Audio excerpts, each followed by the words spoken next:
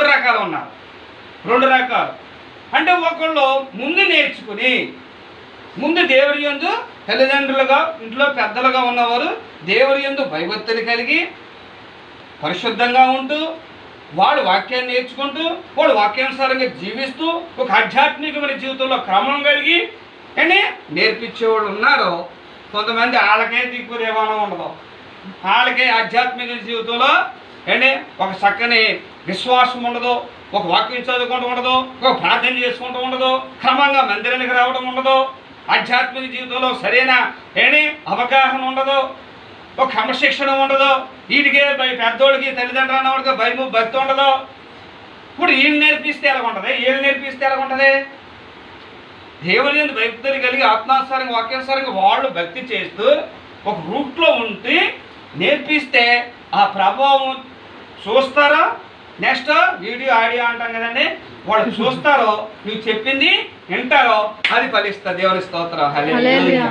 అది నువ్వే తల్లిదండ్రులుగా పెద్దోళ్ళుగా నీకే సరే భక్తి లేదు, కానీ నీకే విశ్వాసం లేదు, నువ్వే వాక్యం చదువు, నువ్వే సినిమాలు చూస్తావు, నువ్వే సీరియల్ చూస్తావు, నువ్వే బూత్ మాట్లాడతావు, నువ్వే అబద్ధాలు ఆడతావు, నీదే దొంగ బతుకులాగా వేషధారణ బతుకుతావు. ఇక నీ పిల్లలకి ఏం నేర్పుతావు? ఒకవేళ నేర్పుతావు నేర్చుకుంటారా? ఎక్కువ మాట్లాడకో అంటారు. హల్లెలూయా. ముందు నువ్వు సినిమాలు మానవా, నువ్వు సీరియల్ మాను, నువ్వు ముందు ప్రార్థన చేసుకో, నువ్వు ముందు వాక్యం చదువుకో, ఏంటి మా చెప్తాం ఏంటి అంటారు. ఏదైనా యేసు ప్రభు ఏం చెప్పారు? ఇదిగో నేను మాదిరి ఉంచి వెళ్తున్నాను. హల్లెలూయా. కాబట్టి ఆ మాదిరి మరల మీరు చూపించండి, అన్యజనులు కావని క్రైస్తవులు కావని శిష్యులకి చెప్పాడు. కాళ్ళు కడిగాడు, నేను తగ్గించుకున్నాను, నేను ప్రాక్టికల్గా నేను చేస్తున్నాను, చూపిస్తున్నాను, మీరు అదే చేయండి. దేవుడే ప్రాక్టికల్గా చేసి ఏమేమి చేయమని చెప్పాడు. హల్లెలూయా. అంటే నేర్పించే విషయంలో ఇక్కడ తల్లిదండ్రులుగా ఉన్నారా, తాతల మామలుగా ఉన్నారమ్మా, లేదా ముత్తాత మామలుగా ఉన్నారా, కొన్ని ఏదో కేటగిరీలో ఉన్నా నీకు చెప్పే అవకాశం ఇంకా ఉంది. ముందు నువ్వు నేర్చుకో,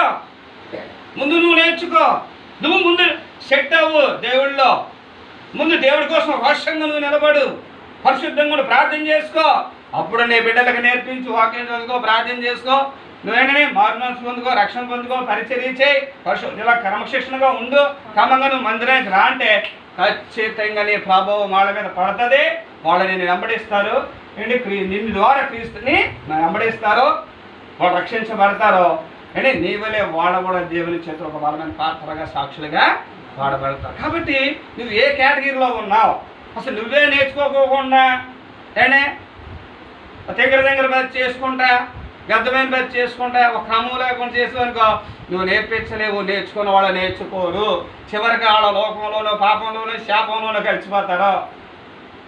దాని ద్వారా దేవుడికి మహిమ రాదు, కుటుంబంలో అల్లకూలం అయిపోద్ది, గెలిబిలి అయిపోద్ది. శాతం కూడా ఊరుకుంటాడా?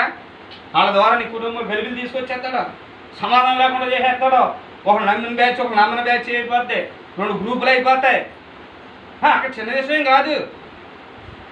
విషయం కాదు, ఇది అంతేనమ్మా. నమ్మనోళ్ళు నమ్మినోళ్ళు మీరు చూసుకోండి, నేను చూసుకుంటాను అంటే ఒక ఇంట్లో రెండు వర్గాలు.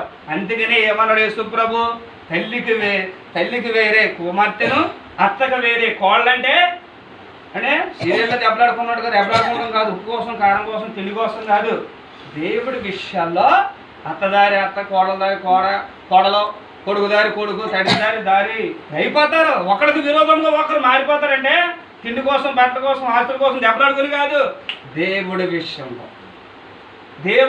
గురించి చెప్పాడు యేసు ప్రభు. ఆ ఉద్దేశం అది. ఆయన అలాగ అయిపోకూడదండ, అందరూ ఒకటే ఉండాలంటే ఏం చేయాలి? నువ్వు కరెక్ట్గా ఉండి నేర్చుకుని భక్తిని నీ పిల్లలకి నేర్పించు. హల్లెలూయా. నువ్వు సరైన క్రైస్తవ జీవితం జీవించు, లేకుండా నువ్వు నేర్పించలేవు. అలా దేవుని స్తోత్ర. కాబట్టి రాత్రికాల సమయంలో వాక్యం అంటే నీవు నీ బిడ్డలకి నేర్పిస్తున్నావా? నేర్పించకపోతే నేర్పించండి. తర్వాత ఎలా నేర్పించండి? నీ కరెక్ట్గా ఆధ్యాత్మిక జీవితంలో కరెక్ట్గా ఉండండి. హల్లెలూయా. దేవుడు వాక్యానుసారంగా జీవించండి. అప్పుడు నీ బిడ్డలకి నేర్పిస్తే వాళ్ళు నేర్చుకుంటారు, వాళ్ళు బలపడతారు, వాళ్ళు రక్షించబడతారు, దీవించబడతారు, దేవుని చేతిలో బలమైన పాత్రలుగా వాడబడతారు. కాబట్టి సహోదరుడా, ఫస్ట్ ఒక పాయింట్ మనము నేర్చుకున్నావు, నీ బిడ్డలకు నువ్వు నేర్పిస్తున్నావా?